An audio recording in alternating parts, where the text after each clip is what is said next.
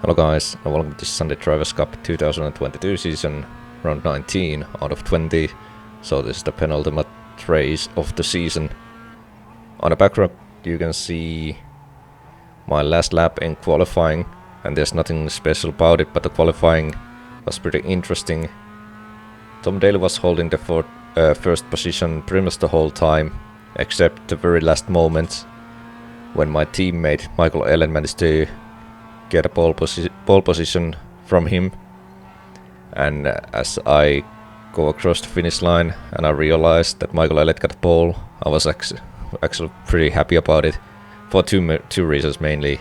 First of all, it's always good to see my teammate doing well, but also that means that that's a 1 point away, one potential point away from my championship rival.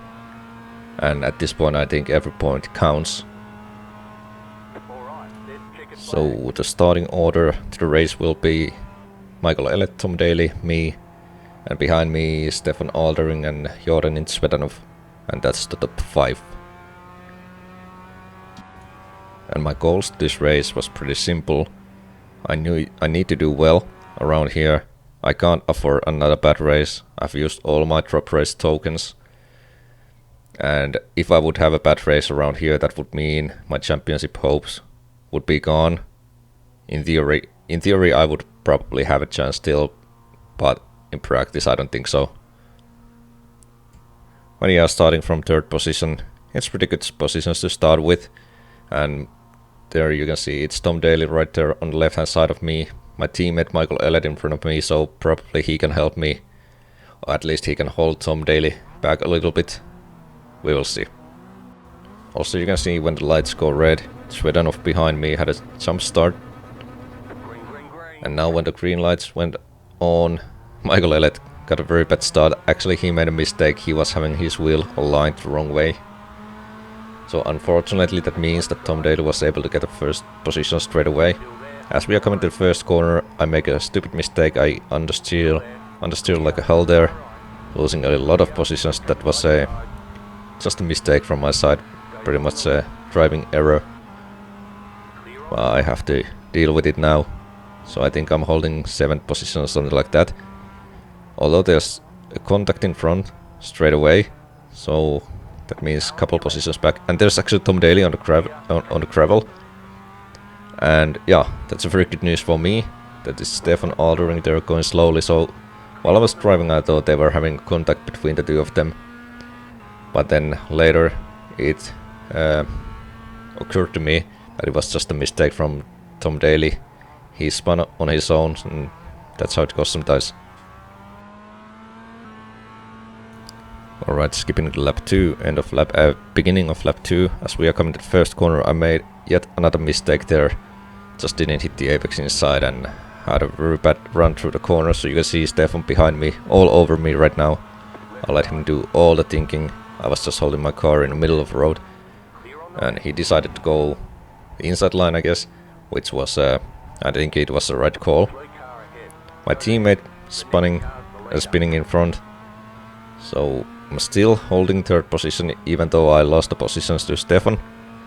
And yeah, I didn't feel like fighting against him at that point. I made a mistake. I was going very, very slowly, so it could have only ended badly.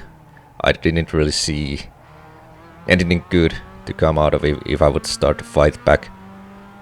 It's still a long race, so just need to keep my head cool. And this is now the start of lap 3. And now I'm really focusing on this one, on this corner, and I think I nailed it this time. Pretty good run through the corner this time. So yeah, it seems like Svedanov, Stefan and me, we are getting away from the guys behind. But it's very important to keep in mind that Svedanov had a jump start and he didn't serve his penalty yet, so I think he needs to come to the pits sooner than later, I guess. Also, Stefan and Svedanov, they're having a little fight there. I saw braking lights coming on in Stefan's car, so I knew I will have a chance here. I'm carrying much more speed. I'm not doing anything like a huge dive in here. We brake pretty much at the same point. We are going side by side through this hairpin. Still side by side. At this point, it almost looked like he was giving me position. Maybe he was misshifting gears or something. I don't know what happened, but I managed to get my position back. So I'm now holding P2. And as we will see at the end of this lap, Svetanov is coming to the pit to serve his penalty, which during the race I didn't really even remember or realize that he was having a penalty. But yeah, that will mean that I will get the first position, and it's really good position for me now. I really need to just put pedal to the metal and drive away from the guy behind, from Stefan. But it's easier said than done. He's very quick, and yeah, he was doing very fast lap times during the practice, during the qualifying. Just overall, he's been very fast lately, so I wasn't feeling like relaxed at all. I was constantly like checking my mirrors and relatives and whatnot. And yeah, it wouldn't be a race recap without a one complete lap, so here we will see my fastest lap of the race. But it wasn't fastest lap of the race, like in total that goes to Stefan behind me. He was just slightly under 1/10 a second faster than me, so the pace was pretty equal.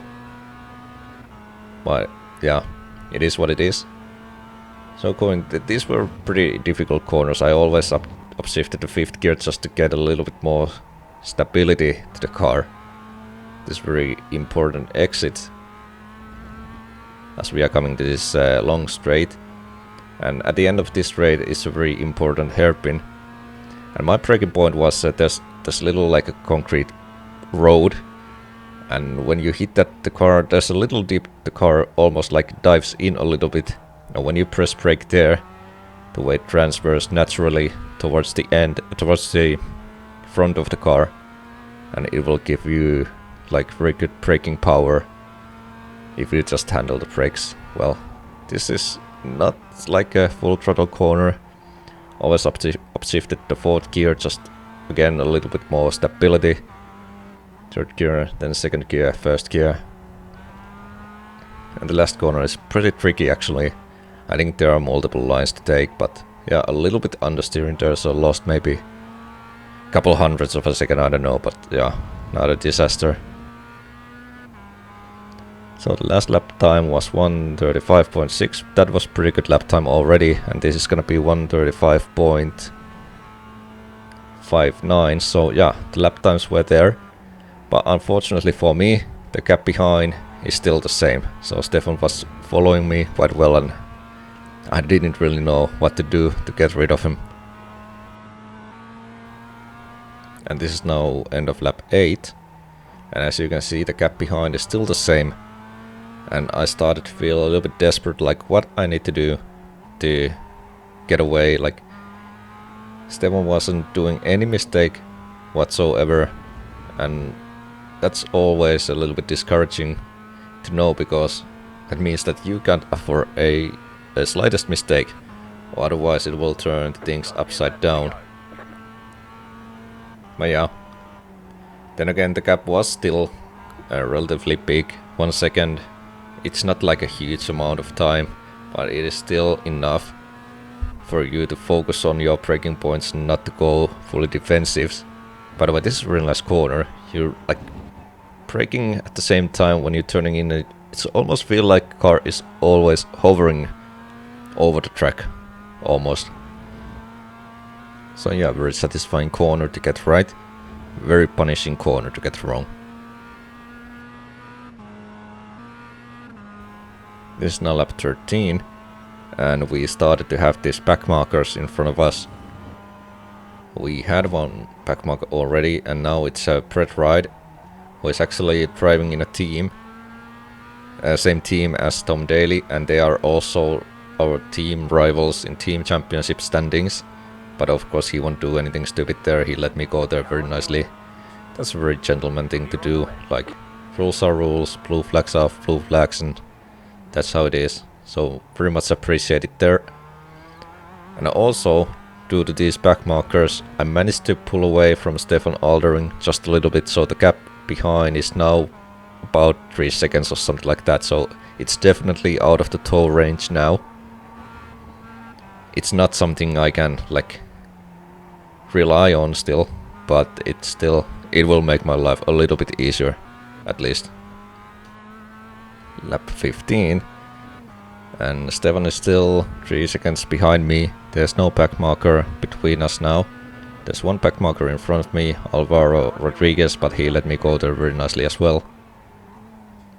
So yeah, I didn't have any problems with the back markers during the race, and to be fair, I haven't had any problems with them the whole season, or as long as I can remember.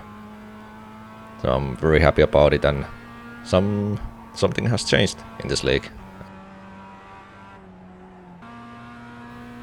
Lap 17, there's one back marker going a little off track there, causing me a couple extra heartbeats. But yeah, he managed to stay inside there. I also leave space inside, just in case. Managed to go around him safely. Unfortunately for Stefan, he got involved in an accident with him, and it was actually pretty hard hit because Stefan had to go to the pits to fix his car. But we all make mistakes, and like, yeah, even as a back marker you are still allowed to drive fast, and mistakes happen, so nothing to be worried about. But yeah, that was pretty much like a final nail in the coffin that sealed my victory around this track. And it was very important to get a good result from here, because that means that we are going to the last race in a situation where everything is possible still. Everything is possible for me, everything is possible for Tom. I think even in Steam's championship standings we are pretty close between the 1P Motorsport and a Positive Delta Motorsport, so it has been a long season, it has been an interesting season, and I think the ending is going to be a fantastic and something that this season deserves. And the good thing is that the next race is in 1 week's time, so next Sunday, so not too long time to wait. But yeah, I think that's all for today. I want to thank you all for watching, and I'll see you next time. Thank you and bye bye.